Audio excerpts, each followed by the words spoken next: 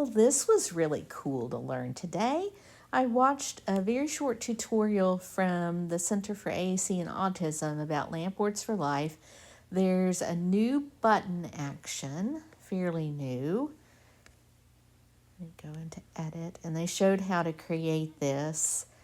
It's called Store Text to Button. And so I will link their tutorial so you can watch how they did this.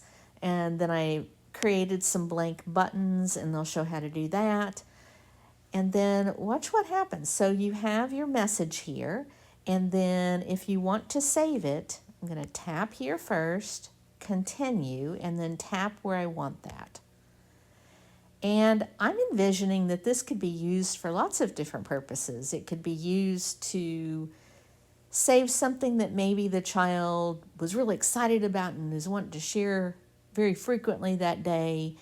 And, they went somewhere fun, or they did something, or something happened. And so this would be a quick way to save that without having to go into edit mode and create a button, or for them to have to tap and sequence several buttons together to relay that message. So kind of that quick message.